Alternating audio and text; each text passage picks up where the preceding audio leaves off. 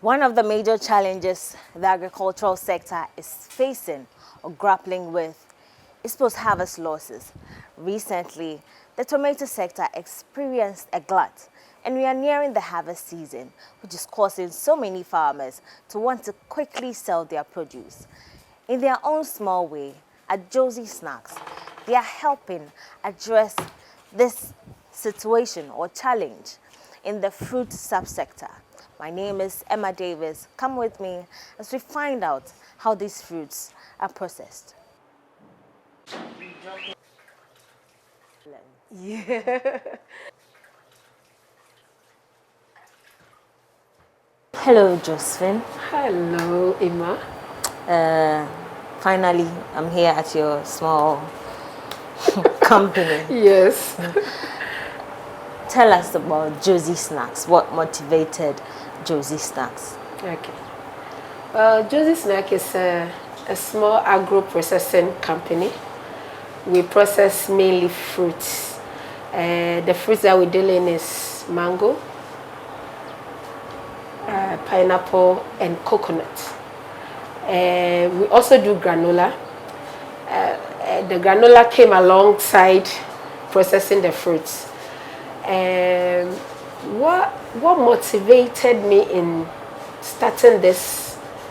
Initially, my dad used to work with an agro company, and I used to take these dried mangoes from them, package it, because I told my dad to talk to them. I wanted to do my own packaging, and I had that deal, so package it and sell it in the shops. And I started selling from church actually. So when I package, I take it to church. When we close from church, people buy from me. And then as time went on, I tried to get it into some shops, and that is how I started the journey. Then at a point, going back to the agro company where my dad works, in fact my dad passed away a few years ago, and they changed their prices. They kept on going up, and when they're going up, they go like 50%. And so at a point, it wasn't making any sense to continue. So I started thinking of being on my own or trying to do it on my own. So I started doing some research here and there online. I checked on the internet. I started asking a few friends and people who knew about these things. And then I also started reading around it, how to dehydrate these fruits into snacks and all that. Okay, so after doing all those research and things, I had to get some machines to do it. So I realized the difficulty was how to get it, which one was the right temperature and things. Two bottlenecks I had. One was machinery. The next thing was the know-how, because like I said earlier on, I was taking from other people. So for most startups, the challenge has always been finance. Finance. Or you didn't face that? Oh, Emma, that is the major thing, very major. Finance. And who will believe in what you're talking about to even give you something to go at it, and who is even willing that they'll take that risk with you.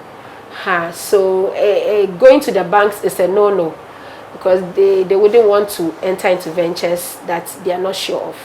And sometimes you don't even have a history to back it. Yeah. Sometimes a dream you have, and then you are pushing it, and somewhere within you, you know it will work. But how do you make them know? So that's a big challenge for every startup, and I faced that also. Okay. Yes. So how did you address the machinery? Well, I kept on asking around. Because I was in the area, in the industry, I kept on asking people who already know about these things, and then some would give me a lead. They gave me a lead to a gentleman who is into metal works. He molds machines and things like that. But I went to him, the invoice he gave me, I couldn't. It was very expensive. So I was still asking around, seeing how I can still achieve my purpose. So I chanced on a group of friends through a discussion, and then one said, oh, you could get something for me, a dehydrator for me, which is something I can work with. Well, I didn't believe it in the first place, so I said, okay, let's try with something small. So this is when I got my first machine. I spoke to the gentleman. He's not here. He got it from China. For how much? This cost me at the time, converting to Ghana, like 6,000 cedis.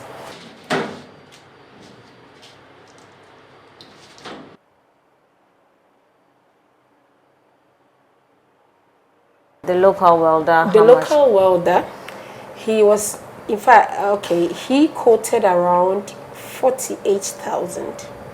Wow. Yeah, and well, I don't know what goes into what he does. Okay, and I've heard about him that he's very good. Okay. Yeah, I hear his machines are excellent, and so maybe there are functionalities that with his own that perhaps wasn't with this for me. I don't know.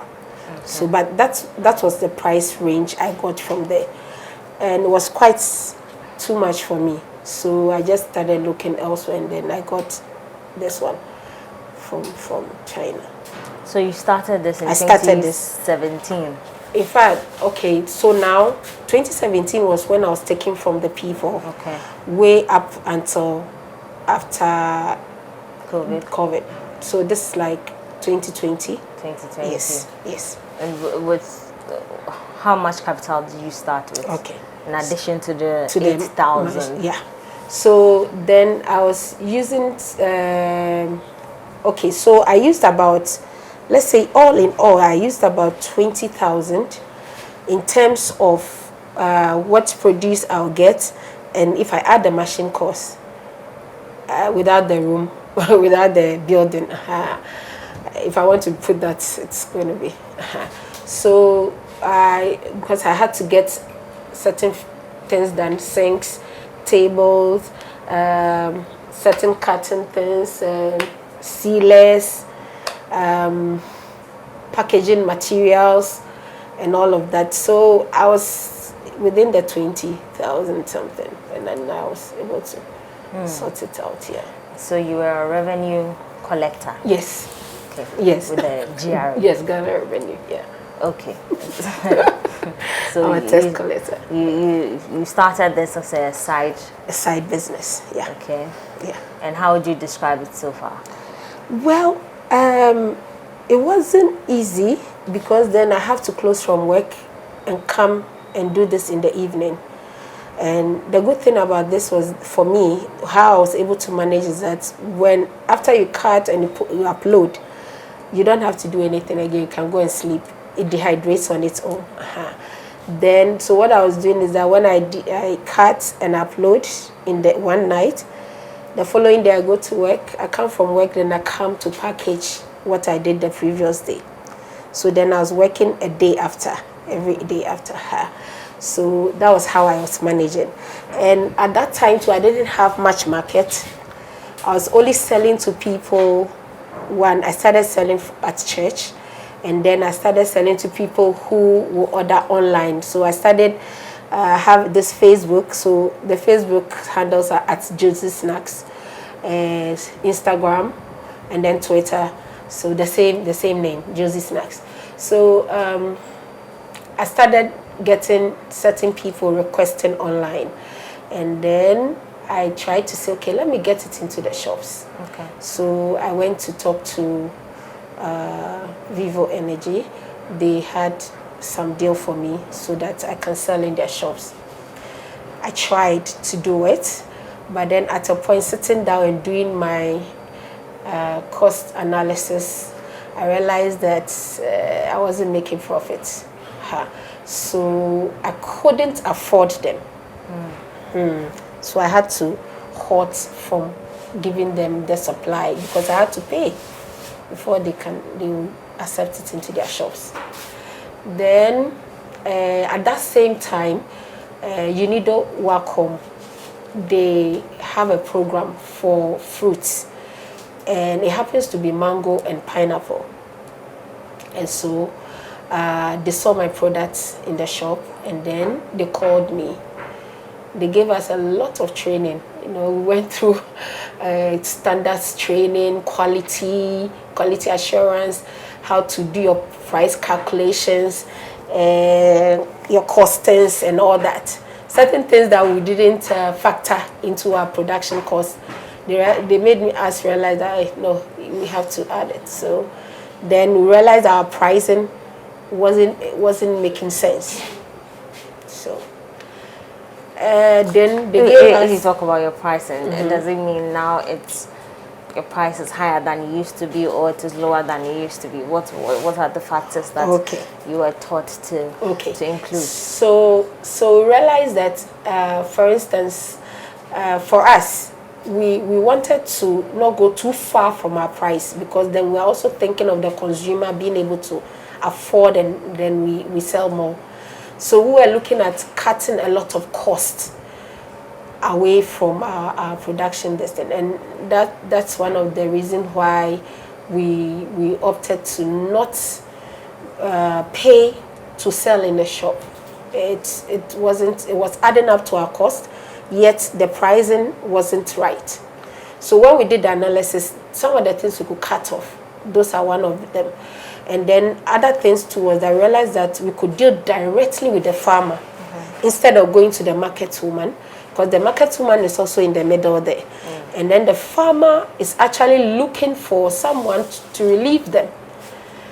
So when we got that, we realized that no, going straight to the farm cut off certain costs for us. Though transportation may be a bit more, but then you get the fruit at a very lower cost. So then we started dealing directly with certain farmers. And so we started going to the farms. And during that, I even came to certain realizations. The farmers, they are really suffering. My heart goes out to them. When I go to the farm, my heart really goes out to them. They have a lot of spoilage. Yeah. A lot of spoilage. Mango, for instance. When you get to a farm, and you see the quantity of spoilage Heaped. you cry for the farmer. And also, we who go to buy, we definitely won't take the spoiled thing and bring it to use. So we also sell it.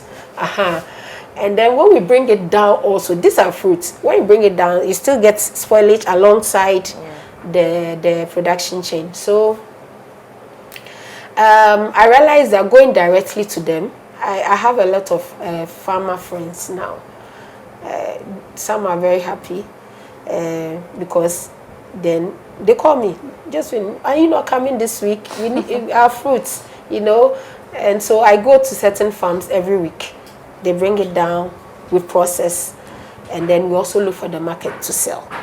So do you believe you are helping address the post-harvest losses this country is facing? I wish I could do more, seriously. If I had capital, if I had some money, or if we had some inheritance.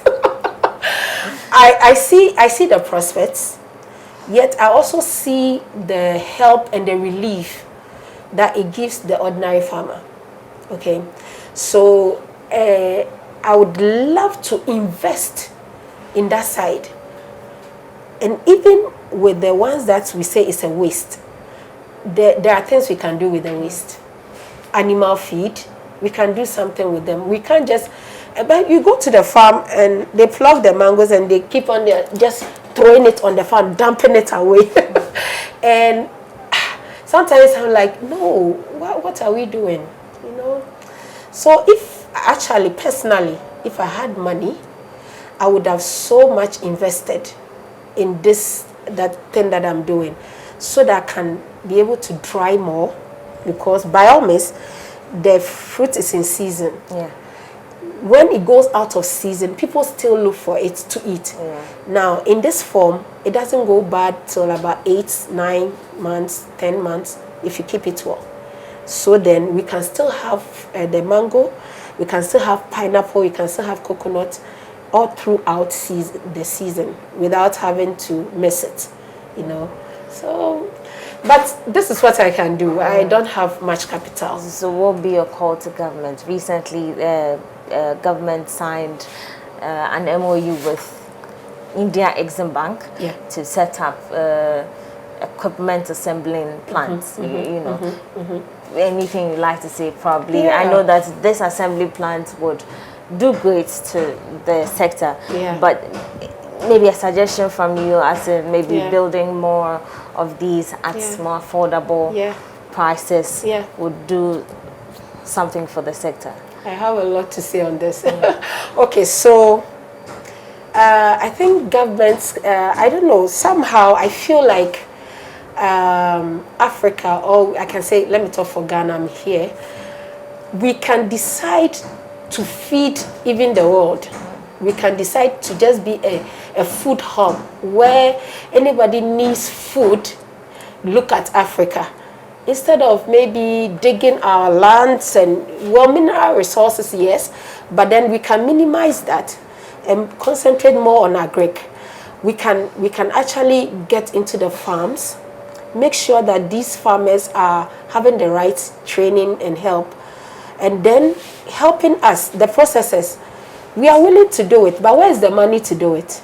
So when we are just working on small scales, I have, sometimes in a week, I have 3 farms calling me. I can only take one. So then I go through and I pick one. What if I had enough? I have a lot of machines, and then I can pick all 3 farms. And then there are people who are looking for jobs. They'll come and do it, and we'll dehydrate a lot. We'll turn it into the snacks that people eat, and we'll have it all season. So if governments have signed such deals, what I will appeal to the government, that first of all, he should look into this sector. It's not a bad idea at all to look at getting the young ones, go under the Indians. I hope they are not bringing their people to do it for us. No, eventually they hope to train Ghanaians. They should train us. Yes. I hope you bring in the youth, train them to build some of these things for us. They build these dehydrators. For me, I even told myself that this thing, I'm willing to teach people. The kind of know-how I've gotten through the process, I'm willing to teach people. Teach a lot of people. When they have the machines, they can be in any of the regions. They don't have to move to Accra. They'll be in the regions, in the farms. They can set up these dehydrating companies in the farm there and be processing the fruit. Instead of it being thrown away and going waste, sometimes the farmers, the fruit on the tree, and they are calling you, because the haste in which they are calling is because the fruit is ripened on the tree. And once you don't go for it, it goes bad. So what if the government have a plan? Train our youth, let them build these equipments. Let some of us who have started this already, we can train a lot of women, a lot of people to go into this dehydration distance. Let us have these fruit snacks all around. We can export. If we really organize ourselves well, we can export and have money out of it. So I will appeal to government. Since India is willing to help us, let us train our people. Let them have a lot of these dehydrators for us. And also one thing about it is that the energy cost. So if they are building, let us not just build something. Let us build something that has this energy conservation. Let's say maybe we think of more of solar, or think of, even if we want to use charcoal. Well, it doesn't sound quite environmentally friendly, but the electricity is expensive. Maybe solar. Renewable. It's killing, maybe solar. Yeah. So renewable energy, if they can build that into the concept and build something like that for us, it will be fantastic. And then we can train a lot of people. We have a lot of food dehydrating, and we'll find a way to get the market. We can do for mango, we can do for pineapple, we can do for coconut. So at what degree do you set your machine? Okay, so it depends on the moisture level of the fruit you are dealing with. Okay. So sometimes for fruit it goes between 45 to 55, 60. Okay. Yes. And then for that's for mango. For mango. Yeah. Now for pineapple, it goes lesser because then the kind of sizes that we cut for pineapple. For pineapple, it's not about even the moisture level, but it's about the sizes that we cut. We actually cut the pineapple in a smaller size. Yeah. So then we go down, we go to like maybe 40, between 40 and 45. Yeah, we don't go too much beyond it. So the idea... How about the coconut? The coconut, we go... the coconut is also... It doesn't have much moisture. Yeah. So then we go also around the pineapple. Oh, yeah. 40, 50. Yeah. 40, 45. Yeah, 40, 45. Okay. Because then you don't want to burn it. You just want to make it dry. So then you have to be sure that the nutrient level is not also so affected. So then you put it at that rate. Talking about it being burnt, in the beginning when you started, I'm sure you... I burnt a lot. How was it like? I burnt a lot. I have a sister. Okay. She said, Joe, what's that? I will try it at a temperature and then it will burn. Then I'll sit down and think about it and try again, go and search again, watch online. You know, you can search, you can watch. Yeah. But how I cut mine wouldn't be what the other person did. Yeah. Okay? So whatever levels they put it, I probably wouldn't get it.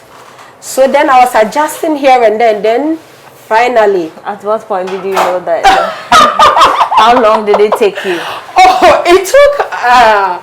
well, probably within a month, I was going through that. Within a month, I was going through that. So the next month, I had mastered it. Then we were ready to actually be out there. Yeah. And then we sent it to FDA for certification and the processes that they took it through. They also trained us. They trained us for best manufacturing practices. So for instance, the things we do here, cover your hair, you wear your gloves, make sure you're covered, wearing the right boots, the right apparels, all of that. FDA gave us those training and how to keep the environment, what to do with your waste, how to dispose of it properly and all that. So they took us through the good manufacturing practice and gave us certification for it. They came, checked the facility, the room here, they checked for the floor, checking for slipperiness and all of that. Then they came and then they also checked our measuring instruments, like our scales, our things, and then they check whether our knives are stainless and all that. So they went through all those things with us. And then they check our calibration. Even that one, they made us go to standards, Ghana Standards Authority. Yeah. So they came to check the calibration, and then they certify it, and then they went back, all those processes. And finally, they gave us the approvals.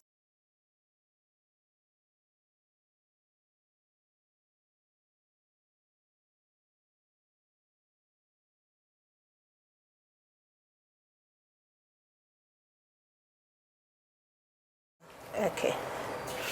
I think this job, if I learn it, I'll be good at it. Yes. I've been able to. Why are they fire? You've done well. You have accuracy. Yeah.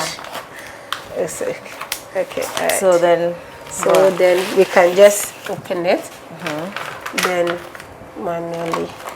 All these things machine can do. But when we get the machine, but you know what? The trick about this pouches, you can open it down. So like this. Okay, to give it volume. Open it, yeah. And open it up this way. I do. Now maybe so then it can sit. Okay. Do you want a kakra? Very kakra. So then you have 100 gram. We check if it's 100 gram. First of all, this is what you do. You do this. Okay. 8.5 gram. Okay. So you have. It's too much. So 8.5. So we're 1 gonna gram. Thank you. Of. It's too less. So okay, that's exactly. It. Okay. It could go a bit above it or whatever, but around that region. So that's what you do. So you have this for your 100 gram. So how much is So this? this is 15 cedis for this pack. But for this same 100 gram, we're doing for street pack for 10 cedis. Why? The reason is the packaging. So is it this? So this is going to go for 5 cedis. 5 cedis. And it's going to do for 50 gram. Okay. Okay. The reason is that this packaging costs me less in terms of labeling, and then in terms of also the kind of package that we have. But the paper pouch is expensive. Sure. And so it all has to go into the pricing cost. So the street one packaging, tell us about it. So this is the ordinary pack that they use More for like plantain chips. Okay. So we want to look similar, but then this is mango. So we're going to do the quantity for the street in this kind of package. So you have hawkers? We tested it last Saturday. It went well. People were curious. The patronage was quite okay. But we want to be consistent. So we are looking at getting certain streets. So is this your biggest package so far? That's my biggest so far. That's 100 gram, yeah. Okay. So while you package that, I'd like us to talk about your granola. Okay. So the granola actually came along because I was doing the dry fruits. Okay. So the coconut flakes in this granola is from us. We have here rolled oats, cashew nuts, almonds, flaxseed, sunflower seed. We have raisins. We have dried fruits. Okay. Then we have laced it with honey, and also we flavor it with cinnamon. Cinnamon because we are thinking of your health. Yeah. And the honey as opposed to sugar also because we are still thinking of the nutrient values that it gives you.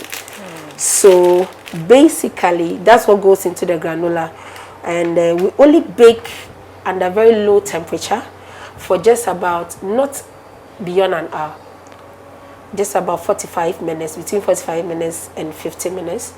We go very low temperature, as low as maybe 60, and then so that it doesn't have to burn, and then we just take it out. So there you have it. Your fruits, dried fruits, with no added preservatives. It's healthy. I mean, I like to munch on stuff. I mean, foods when I'm working, and I think dried fruits is the healthier way for me to go. I think there's more governments could do to help people along the processing value chain of the agricultural sector. We hope that also the signing between Indian Exim Bank and the government will not only lead to assembling plants or machinery for the farms or the fields, but also for processes. My name is Emma Davis. Thank you for watching today's episode of Food Chain.